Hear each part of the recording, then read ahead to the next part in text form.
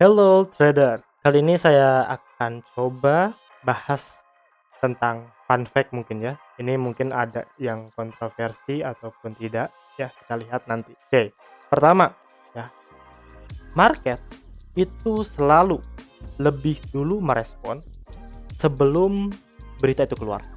Ya ini percaya atau enggak kita cek di contoh kasusnya. Jadi dulu ya ini kita berbicara masa lalu ya, pada saat dulu tahun 2020 ya Indonesia itu terkena wabah COVID-19. Di sini terdeteksi bahwa COVID masuk ke Indonesia itu di hari Senin tanggal 2 Maret 2020. Oke, catat ya, 2 Maret 2020. Tetapi saya lihat di sini justru ya IHSG kita itu dia sudah turun lebih dulu ya, bahkan dari Januari, padahal COVID baru masuk Maret, tapi crash-nya udah terjadi di bulan Januari. Oke.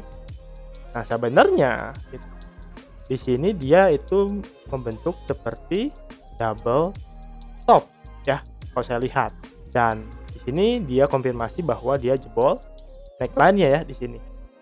Neckline-nya jebol, berarti target koreksinya kan sepanjang ini, ya kurang lebih. Berarti ini target koreksinya sebenarnya udah selesai ya, sebelum ada sentimen COVID masuk ya. Nah, di sini mungkin diperparah ya, diperparah dengan adanya COVID-19 itu masuk ke Indonesia pada saat 2 Maret ya, 2 Maret 2020 berarti di sini. Nah, 2 Maret di sini padahal gitu kan kalau kita cek penurunan dari apa namanya? Penurunan dari IHSG itu dia sudah cukup jauh ya penurunannya dari 6.000 ke level harga 5.000 ya. Dia ini berarti kalau untuk IHSG 12% itu sangat besar ya. Oke, tuh. Terus selama Covid, nah ini penurunannya berlanjut. Turunannya berlanjut. Cuman yang menjadi unik di sini ya, ini kok market gitu kan. Market itu justru seperti sudah tahu ya bahwa masa depan tuh akan ada sentimen negatif. Nah, ini terutama asing mungkin ya. Asing itu justru udah keluar duluan. Nah, mungkin dari sini saya baru percaya adanya elit global itu ada ya, tapi ini hanya hanya pribadi saya sendiri gitu kan. Ini terlepas benar atau tidaknya, tapi kalau seperti ini gitu kan, kalau saya lihat bahwa market kok bisa gitu ya, dia memprediksi masa depan bahwa nanti akan terjadi ya istilahnya kehancuran. Dia sudah mempersiapkan dan terlihat memang dari segi polanya pun dia membentuk double top. Berarti berita gitu kan, seperti sudah disetting. Oke, itu yang pertama. Ini yang kedua ya, dulu sama ini juga kontroversi ya. Ini pada saat vaksin pertama kali masuk ke Indonesia ya, ini dan disuntik ke Bapak Presiden ya. Nah, ini disuntiknya itu pada saat Rabu ya, Rabu pagi jam 10 kalau tidak salah ini. Itu di tanggal ini 2021 berarti ya. Oke, di sini 2021. Tapi lagi-lagi market ini merespon lebih dulu. Bahkan ya sebelum jauh hari dari Desember ya ini saham KF ini, KF Ira Inaf ya pasti itu di satu laras ya. Ini dia sudah melakukan kenaikan tuh dari Desember malah ya. Padahal gitu kan, sentimennya itu baru terjadi di tanggal lebih dari 150%. 130 sorry, 30%.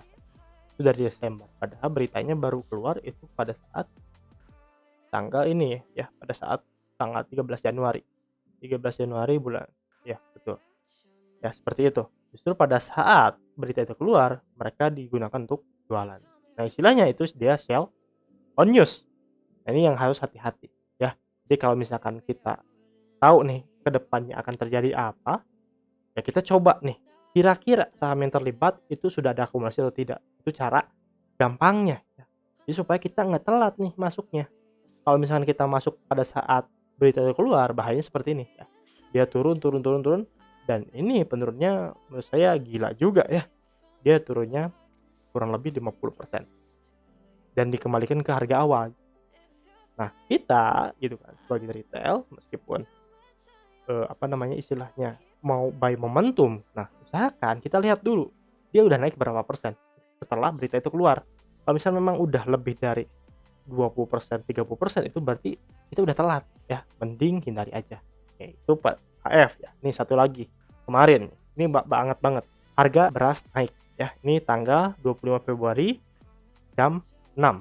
Berarti ini sahamnya Oki sama nasi ya. Di sini saya lihat saham nasi itu justru sudah naik ya. Sudah naik lagi, sama ini kita telat lagi ya. Kita lihat. Nah, kita cek ya. Oh, hoki nasi ya. Sama aja ya. Mau hoki atau nasi itu dia udah naik duluan. Cuman saya lihat yang kenaikannya lebih tinggi aja. Nah, lihat.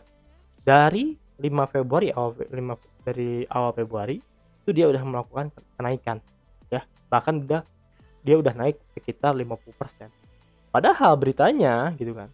Itu keluar tanggal 25. Tanggal 25. Nah, di sini 25 di sini ya. Ini sama ya, buy momentum. Tapi kalau lihat dari buangannya di sini jelas distribusi ya. Makanya dia per 3 hari ini dia terus turun.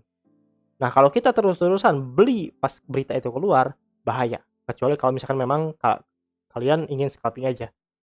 Ya, tapi kalau misalkan untuk jangka panjang itu sangat sarankan jangan ya. Cuman beresiko juga kalau yang scalping ya. Kalau misalkan telat eksekusi bisa jadi kena karung bandar. Oke. Ini udah 3 contoh. Tadi yang Covid, terus yang vaksin, sekarang yang beras yang terjadi. Jadi, kesimpulannya, menurut saya yang pertama, kalau misalkan ada berita atau ada rumor, nah kita cek aja kira-kira ada nggak sih akumulasi di dalam. Kalau misalkan ada, oke kita cari nih kira-kira area entry yang di mana yang paling aman. Nah, atau misalkan seperti stock split gitu kan. Dia akan stock split di tanggal berapa? Nah, kita cek gitu kan dari sekarang. Apakah saham itu udah ada akumulasi atau belum? Masalahnya market tuh selalu seperti itu, selalu merespon lebih awal. Nah, ini uniknya market. Ya, jadi kalau mulai dari sekarang karena udah tahu ya market itu selalu merespon lebih awal, lebih baik kita cek aja, cross check dulu ya. Karena kalau kita akan terus-terusan seperti itu, kita buy on news gitu kan, bahaya. Justru kalau kita pengen cuan lebar, kita beli pada saat ada rumor dan kita jual pada saat news itu keluar. Menurut saya itu lebih profit jelas ya. Seperti itu mungkin ya. Bingung juga saya ternyata ya. Berarti untuk part 1 kita bahas fun fact-nya tentang market selalu merespon lebih dulu daripada berita. Oke. Mudah-mudahan bermanfaat. Jangan lupa apa? Ayo ya. Don't forget for like, comment, subscribe and share. Bye.